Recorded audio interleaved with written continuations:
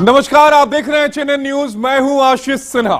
हमारे खास show prime time प्रहार में आपका बेहद स्वागत है। आज की बहस किसी एक बयान या शब्द को लेकर नहीं है, बल्कि असम के अस्तित्व, उसकी पहचान और उसके भविष्य को लेकर है। दशकों से असम अवैध बांग्लादेश घुसपैठ की समस्या को झेल रहा है। ऐसे में सवाल यह नहीं कि भाषा सख्त क्यों है, सवाल यह है कि सच्चाई आखिर कब तक छुपाई जाएगी। क्या मुख्यमंत्री हेमंत बिस्वा ने वही कहा जो असम की जमीन लंबे समय से महसूस कर रही है? दरअसल असम में मियां और मुसलमान का फर्क अब सिर्फ इतिहास या फिर किसी किताब के सिलेबस का बहस का विषय नहीं रह गया।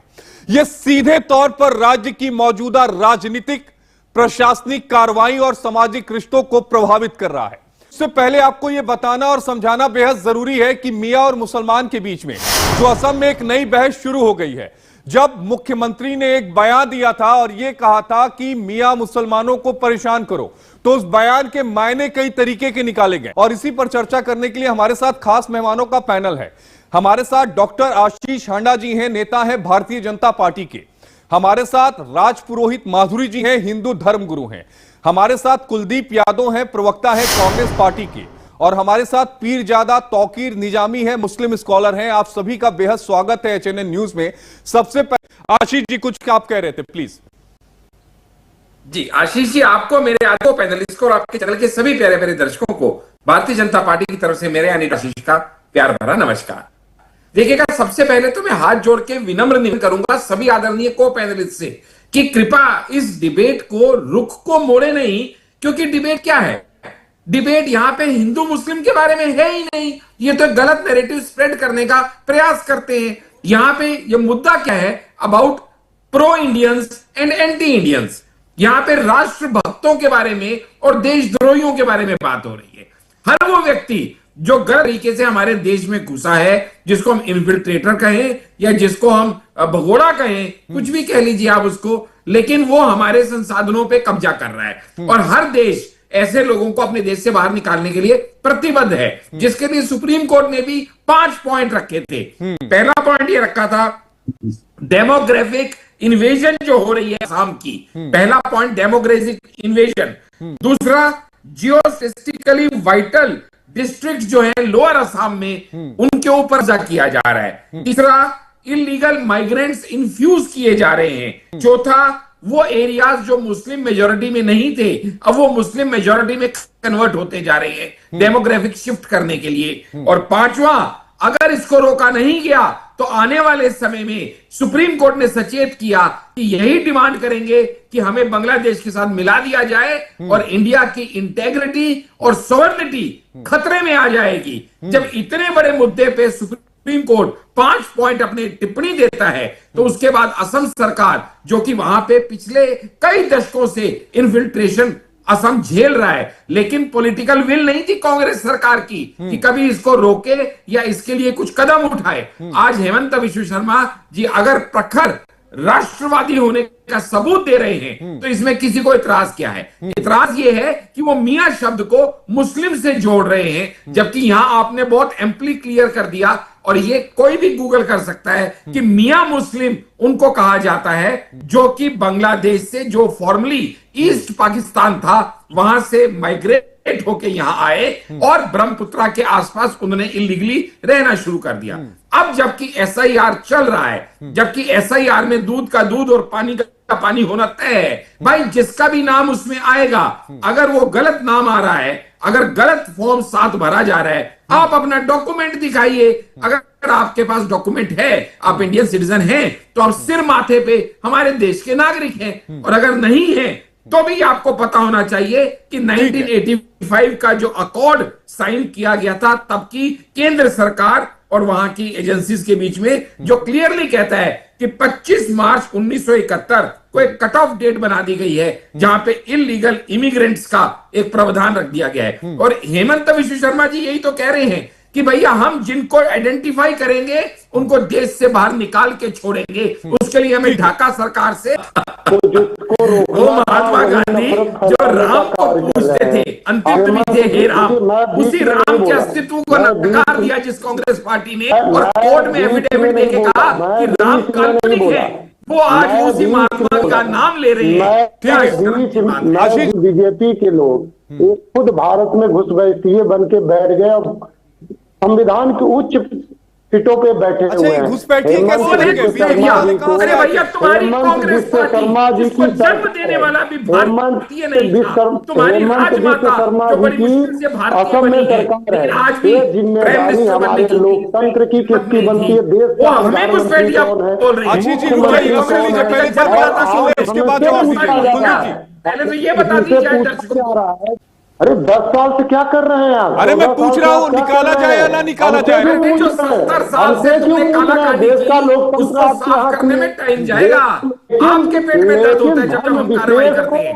कोई धर्म विशेष के बारे में बात ही नहीं कर रहा। आपको डिबेट का टॉपिक ही समझ में नहीं आ रहा। देश की हम तो आवाम उनकी के बात सामने कर रहे इनको हैं माफी मांगना वो चाहिए। गलत तरीके से हमारे देश में घुस के हमारे संसाधनों पे कब्जा करने का प्रयास कर रहे ठीक है, हैं। ठीक है। आज आप हमारे देश पे कब्जा करके बैठे हो, दूसरे से कागज मांग रहे हो। आप अपने कागज कब दिखाओगे? आपको भी तो कागज दिखाना अरे पड़ेंगे। कौन कागज दिखा रहा वो है? कौन दिखाएगा? तो अगर आप हिंदुस्तानी हो तो कागज दिखाने में एतराज किया है, और अगर कागज अरे नहीं, आपको तो कागज आपको दिखाने बाहर में निकाल दिया भारत में जाएगा। जो आज करना आप है डरा करो। रहे हैं। आशीष जी, आप कुछ कह रहे थे, आप अपनी बात पूरी करिएगा प्लीज। जी, मैं सिर्फ ये कहना चाह रहा हूं कि आने वाले इलेक्शंस को लेके जो कि इस साल के अंत में हैं, जहां की ऑपोजिशन को अच्छी तरह पता है हेमंत बिस्व शर्मा जिस तरह से प्रखर रूप से राष्ट्रवादी नेता के रूप में आगे बढ़ते जा रहे हैं और असम को आगे ले जाते जा रहे हैं, उनका सुपड़ा साफ होने वाला है। क्यों? क्योंकि 2024 में जहां हमने 800 इमिग्रेंट्स को बाहर निकाला था, 2025 में इसकी संख्या 3 गुना होके 2000 इमिग्रेंट्स को बाहर निकालने की हो गई, और 2026 का उनका विजन है 10,000 से 15,000 इमिग्रेंट्स को हम बाहर निकालेंगे। लेकिन डॉक्टर आशीष आंडा जी, इनकी संख्या तो लाखों में है, हजार निकाल के क्या बता रहा होगा? हूं मैं आपको, बिल्कुल ठीक कह रहे हैं आप, लाखों में है, आप बिल्कुल ठीक कह रहे हैं। खुद हेमंत बिस्व शर्मा जी ने कहा है कि तकरीबन 4 से 5 लाख मियां जो है इस बार एसआईआर से बाहर हो जाएंगे, मुझे मालूम है। लेकिन क्या Rome was not built in a day? जो इतने 70 साल का गर्दा उन्होंने फैलाया है वो धीरे धीरे ही साफ होगा। इस साल का टारगेट 10 से 15,000 का है, और पिछले साल में ऑलरेडी 1.45 लाख हेक्टेयर जमीन से हमने इन एंटी नेशनल्स को और जिनको बोलते हैं ना फॉरेनर्स को बाहर निकाल के खदेड़ दिया है। और ये क्यों हो पा रहा है? क्योंकि डिस्ट्रिक्ट कमिश्नर को, जिसको सुप्रीम कोर्ट ने पावर दी है, वो इनको नोटिस दे रहा है कि भाई आपको 10 दिन के अंदर छोड़ना है अगर आपके पास कागज नहीं है, और अगर वो नहीं छोड़ते तो 24 घंटे के अंदर उनको बाहर निकालने का प्रावधान है। और जिसका फलस्वरूप बाहर से इतनी इन्वेस्टमेंट आनी शुरू हो गई है आशीष जी कि आपके दर्शक हैरान हो जाएंगे। 27,000 करोड़ की टाटा सेमीकंडक्टर प्लांट लगाया गया है, 10,600 करोड़ का फर्टिलाइजर प्लांट लगाया गया है नाम रूप में, और 3200 करोड़ का थर्मल प्लांट लगाया गया है। इसके अलावा 22,000 करोड़ का twin tube tunnel programme already Brahmaputra के नीचे से जाने की तैयारी हुई है। जब इतनी डेवलपमेंट हो रही है तो उनके पैरों तले जमीन किसकी हुई? तुमको नहीं मालूम तो मैं तुम्हारा ज्ञानवर्धन कर देता हूं। असम आज की डेट में फास्टेस्ट ग्रोइंग इकोनॉमी स्टेट बन गया है पूरे देश का, जहां 2020 से 25 के बीच में कंट्री की ग्रोथ रेट 29% थी, असम की ग्रोथ रेट 45% थी 5 साल के अंदर। तुम्हें मालूम क्या है? पर कैपिटा इनकम जो हर आसामी की है वो 54% बढ़ गई है। थोड़ा पढ़ के आओ, थोड़ा होमवर्क करके आओ, थोड़ा डिबेट के बारे में जान के आओ तो अच्छा तुम्हारी बात सुनना। और भाई महात्मा गांधी को हमने खूब जाना हुआ है, लेकिन आज तो बदला हुआ भारत है। बदले हुए भारत में एक चाटा पड़ेगा तो दूसरा गाल आगे नहीं किया जाएगा, इतना खींच के चाटा मारा जाएगा कि सामने वाला चाहे पाकिस्तान हो, चाइना हो या अमेरिका हो, उसको समझ में आ जाएगा कि ये बदला हुआ भारत है, ना झुकेगा ना रुकेगा, ना गलत कहेगा ना गलत सहेगा। ये बदला हुआ भारत है, ये जानने के लिए, समझने के लिए तैयार हो जाओ। भारत फिर से विश्व गुरु बनने के लिए अग्रसर है, और 2047 तक विकसित भारत का लक्ष्य मोदी जी के नेतृत्व में पूरा होके रहेगा। तुम चाहे जितना मर्जी जोर लगा लो, भारत को आगे बढ़ने से रोकने के लिए रोक नहीं पाओगे। आशीष जी, अपनी बात पूरी करिएगा। जी, मैं सिर्फ ये कहूंगा कि देखिएगा, ऑपोजिशन का काम होता है सिर्फ इल्जाम लगाना, कहीं ना कहीं भ्रांति पैदा करना, लोगों के मन में संदेह पैदा करना। यही संदेह उन्होंने सीएए के टाइम पे किया, एनआरसी के टाइम पे किया, और हर जगह यही किया और अभी भी वो यही कर रहे हैं। मुसलमान भाइयों के मन में संदेह पैदा करना कि हेमंत विश्व शर्मा जो है वो तुम्हें बाहर निकालने के प्रयास में है, जबकि वो सिर्फ इन्फिल्ट्रेटर्स के बारे में बात कही गई थी। अब सोचिएगा, जब लीडर ऑफ ऑपोजिशन है असम का देबाब्रता साकिर नाम से, इन्होंने चीफ जस्टिस ऑफ इंडिया को लेटर लिखा है रिसेंटली, और उसमें लिखा है कि आप स्यू मोटो एक्शन लीजिए और देखिए एसआईआर में कितनी गड़बड़े हो रही हैं। अरे भैया, स्यू मोटो क्यों ले? तुम इल्जाम लगा रहे हो गड़बड़े हो रही हैं, तो तुम उसका डॉक्यूमेंट्री एविडेंस दो और प्रॉपर केस फाइल करो। दिक्कत क्या है? लेकिन वो नहीं करेंगे क्योंकि उनके पास सबूत नहीं है। सबूत क्यों नहीं है? क्योंकि इलेक्शन कमीशन ऑफ इंडिया ने जब ये एसआईआर करवाया तो इसका मुद्दा क्या है? सिंपल इलेक्टोरल रोल की एक्यूरेसी को एस्टेब्लिश करना। इसमें किसको एतराज है भाई? किसी गलत आदमी का नाम जुड़ना नहीं चाहिए और किसी सही आदमी का नाम कटना नहीं चाहिए। इतना सा काम हो जाए अगर, तो इलेक्टोरल लिस्ट जो है वो रिफॉर्म हो जाएगी, वो अच्छे से फिल्टर हो जाएगी, जो पूरे देश के लिए अच्छा है। क्योंकि आखिरी बार ये 2005 में एक्सरसाइज हुई थी, आज 20 साल से एक्सरसाइज नहीं हुई है। और इसी के लिए जब गाइडलाइंस बनाई जाती हैं, जब वहां पे रैशनलाइजेशन किया जाता है पोलिंग बूथ का, जहां पे एक पोलिंग बूथ में 1500 से कम करके 1200 वोटर बना दिए जाते हैं, भले ही इसके लिए 1826 पोलिंग स्टेशन एक्स्ट्रा बनाने पड़े, लेकिन इलेक्शन कमीशन ऑफ इंडिया ये इंश्योर करता है कि भाई फेयर इलेक्शन हो, जो कि बड़ा जरूरी है। आप कहते हैं जबरदस्ती फॉर्म 7 भरा जा रहा है, हमारे लोगों के नाम काटे जा रहे हैं, तो क्या दिक्कत है? 1 महीने का टाइम मिलता है। अगर आपका नाम कटा और आपको लगता है कि आपका नाम गलत कटा है, आप अपना कागज दिखाइए, आप अपना डॉक्यूमेंट्री एविडेंस दीजिए और आपका नाम दोबारा रिएक्शन ले लेते हैं। कुलदीप जी,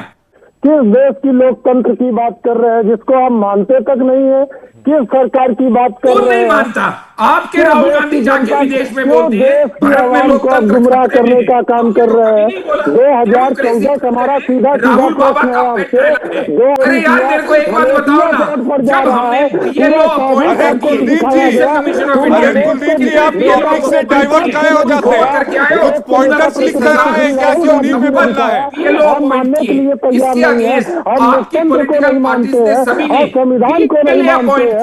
कितने बीएलए अपॉइंट किए? होमवर्क नहीं किया होगा आपने। 61,533 बीएलए अपॉइंट किए, और ये सब लोग मिलके क्या कर रहे हैं?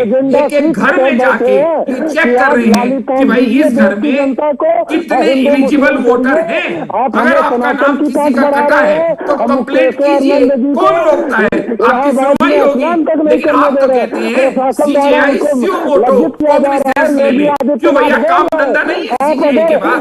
आप ये अच्छा लगता है, आप कंप्लेनेंट हैं, आप दीजिए ना डाटा, आप बताइए कितने लोगों के नाम गलत काटे गए, उनको करेक्ट करेंगे। लाइए इंडिया के सामने, आपके पास कुछ डाटा है तो। राहुल गांधी एक डाटा लेके आते हैं, अब हम हाइड्रोजन बम लेके आए हैं, लेकिन जिसका डाटा होता है वही बाद में बैक ऑफ कर जाता है। मेरा डाटा गलत था। अरे भाई, कौन अंग्रेजों के सामने नहीं झुके? तुम्हारी तो पार्टी का जन्मदाता एक अंग्रेज है, कुछ तो शर्म से डूब मरो। तुम्हारी तो पार्टी का जन्मदाता हिंदुस्तानी नहीं है, तुम हिंदुस्तानी कहां से हो जाओगे? भारत के टुकड़े होंगे इंशाअल्लाह। इंशाअल्लाह कहने वालों के साथ आपके नेता खड़े होते हैं, हमारे नेता खड़े नहीं होते। टुकड़े टुकड़े गैंग के सरगना आपके नेता हैं, हमारे नेता नहीं है। चाइना के साथ सीक्रेट मीटिंग आप ऑपोजिशन पार्टी कांग्रेस के नेता राहुल गांधी करते हैं, हमारे नेता नहीं करते हैं। राजीव गांधी फाउंडेशन में चाइना से सीक्रेटली पैसा आप लोग लेते हैं, हम नहीं लेते हैं। नफरत मत फैलाइए, ऐसी भाषा मत बोलिए। अरे काहे की नफरत भाई? पेपर नहीं है तो तुमको बाहर निकाल के छोड़ेंगे, चाहे तुम्हारा नाम कुछ भी हो, कोई फर्क नहीं पड़ता। तुम किसी राज्य में हो, कोई फर्क नहीं पड़ता। अभी तो सिर्फ 12 राज्यों में एसआईआर हुआ है, पूरे देश भर में होगा। चिंता मत करो, अगर हिंदुस्तानी नागरिक नहीं हो तो तुमको हिंदुस्तान छोड़ के जाना होगा। इसमें कोई दौरान नहीं है। ये 56 इंच की छाती का दृढ़ निश्चय है कि हिंदुस्तान में रहेगा वही जो हिंदुस्तानी होगा, हिंदुस्तान में वोट वही देगा जो हिंदुस्तानी होगा। अगर आपके पास पेपर नहीं है, अगर आप हिंदुस्तानी नागरिक नहीं है, अगर आप भगोड़े हैं, तो आपको देश से बाहर निकाला जाएगा, ये निश्चित है। लिख लीजिए जहां मर्जी, जितना मर्जी रोना कल्पना कर लीजिए, कोई फर्क नहीं पड़ता, आपको जाना होगा। ठीक है, अब फाइनल कमेंट लेते हैं तो कुलदीप। अरे मुंगेरी लाल के हसीन सपने देखते रहिए, कौन रोक सकता है आपको? 400 से 99 पे आ गए हो, अगली बार 19 पे मत आ जाना। अजी छोड़िए, आपके ऊपर होता तो आप ट्रिपल तलाक ना हटाने देते, आपके ऊपर होता तो 370 ना हटाने देते, आपके ऊपर होता तो राम मंदिर ना बनाने देते, लेकिन वो सब हमने कर दिखाया। आप बस देखते जाइए आगे आगे क्या होता है। समय की कमी है। कुलदीप जी, राजपुरोहित जी, तौकीर जी और आशीष जी, आप सभी का जुड़ने के लिए बेहद शुक्रिया।